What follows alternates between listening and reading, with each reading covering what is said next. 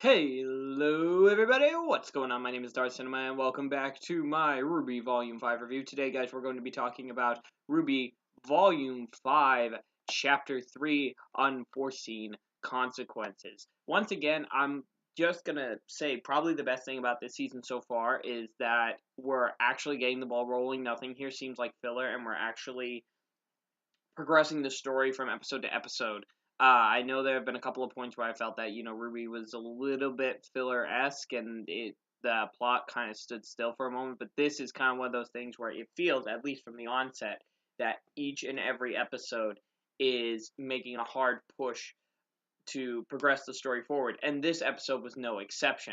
So we start off this episode with with Gira, Blake, Sun, and Kali about to make their case and reveal all the information they've learned from Ilya's scroll about Adam preparing his assault on Haven Academy. At least for this episode, we have a reference for how much time there is, and I believe they said it was 2 months, right on the full moon before the fall semester, because he wants to strike before the students end up going to Haven Academy. So that's a little interesting. But as is progressing, and Gira is clearly getting a following from the community here, Ilya ends up speaking out from the crowd and basically calls out the Belladonas for essentially being hypocrites or just the worst kind of faunus for telling them now that they should work with humans after all the wrongs that the humans have done onto them. Which, yeah, you can see that as a legitimate grievance, but Ilya is obviously taking this to the extreme. But before she can be apprehended, she ends up fleeing, despite Sun's attempt to snatch her by sneaking through the crowd. We then end up cutting to Team Ranger, who are busy fawning over Oscar. And when I say fawning, I mean they're all just throwing out their theories here and getting right up in his face, possession, reincarnation, and whatnot.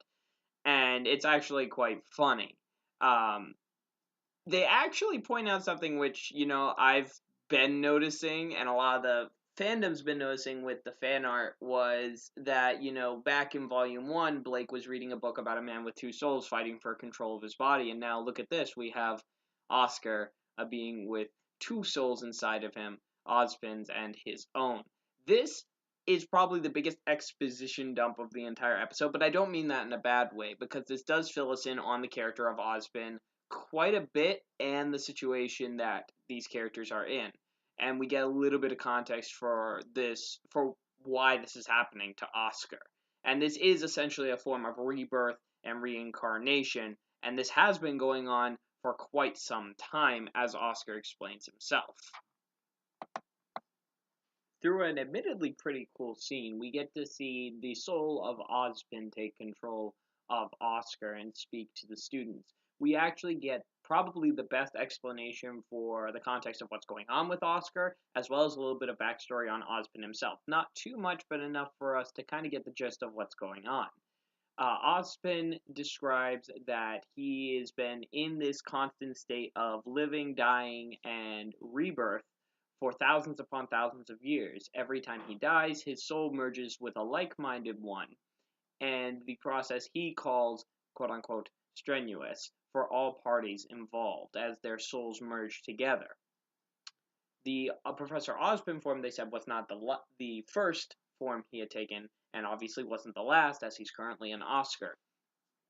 And this was a curse that was bestowed upon the gods for failing to stop Salem in the past. They didn't say whether this was the first time or like a subsequent attempt, but we'll learn more about that later. He says that their main goal right now is protecting Haven Academy from an invasion. So we know that they can guess that an attack towards Haven Academy is coming, but they don't know when. So at that point, they need to safeguard Haven and safeguard the Relic of Knowledge, at least until they can get a hold of the Spring Maiden to safeguard it. Following up on Weiss's last escapade, we find her waking up in a cage, obviously in the camp of the Brahmin tribe. She comes across two of the bandits from before, who notice that she wakes up, and then we actually get introduced to Vernal, who I believe is the Spring Maiden in this case. It'd probably be given given what we saw in the opening with her and Cinder having the stare down. And it's very clear that while the Brahmin tribe does not do human trafficking, they want to ransom Weiss off to her father. So, knowing that when I went to the premiere, they were saying that she managed to escape the clutches of her father for now, makes me wonder, okay, is she gonna end up going back? Is she gonna end up doing that? But I wonder how well the Brahmin tribe will treat Weiss when they realize, she's really not any value since she's not the heiress to the Shani family anymore. Weiss tries to intimidate them by saying that winter will come for her because she's being positioned in Minstrel, but they said, quite amusingly, that when Atlas closed off its borders and General Ironwood ordered that the borders be sealed, he recalled all of his agents and soldiers back to Atlas. So Winter is nowhere near Mistral right now. Whether that's a lie, a bluff, or if that's the genuine truth, we don't know, but we'll find out about that soon enough.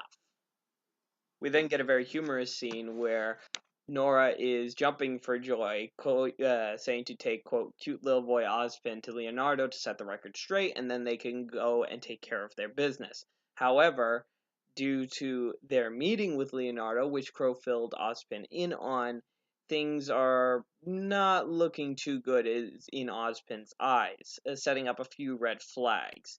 He's not just behaving irrationally, Ozpin says, but he's disobeying several direct instructions, especially during this period of reincarnation where Ozpin is vulnerable.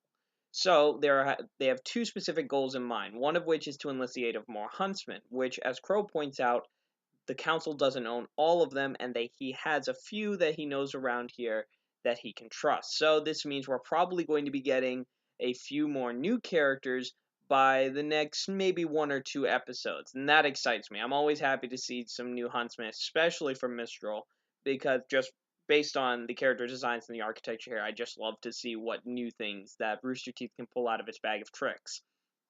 Second of which, and this is probably my favorite moment, is Ozpin saying, I'm going to get you all into fighting shape. And the looks that they give each other are fantastic. RWBY says they already know how to fight, but he does point out their flaws. First of which he points to RWBY, saying that she can only fight when she has Crescent Rose and lacks any hand-to-hand combat. And RWBY agrees. But then we actually have Ozpin pointing at Jean, saying he's failed to unlock his semblance. Which is weird, because I know there was a Q&A, a Facebook Q&A, and people were asking what Jean's semblance is, and Carrie said we've already seen his semblance.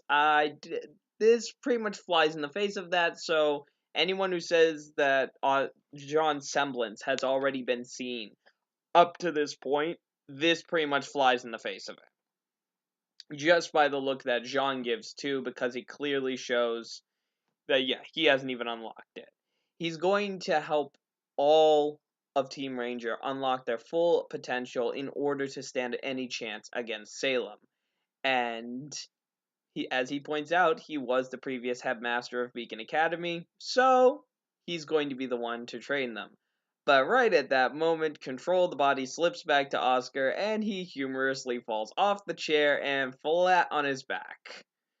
And thus ends RWBY Volume 5, Episode 3, Unforeseen Consequences. Great balance of humor and drama in this case, and it was put where it should be. The humorous moments were kept separate from the dramatic moments, and really, when it got dramatic, it kept that tone. It didn't clash. It didn't do what they did in Episode 1, where Yang was super serious one moment, and then, oh, it was super jokey the second.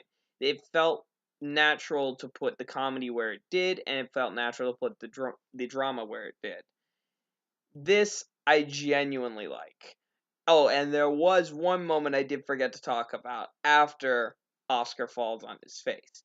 Weiss ends up summoning a miniature knight in the palm of her hands, and the knight essentially is at the ready in her palm, and she smiles and cuts to black. So I'm guessing she's going to use the knight's sword to cut herself free and try to escape. But given that we're probably going to run into Raven, I doubt that escape attempt will be successful. I am willing to bet that Weiss is going to be staying in the camp to the point where RWBY and Yang end up meeting her. I think Yang's going to end up meeting her first, and then RWBY and the rest will end up going there when they need to find the Spring Maiden.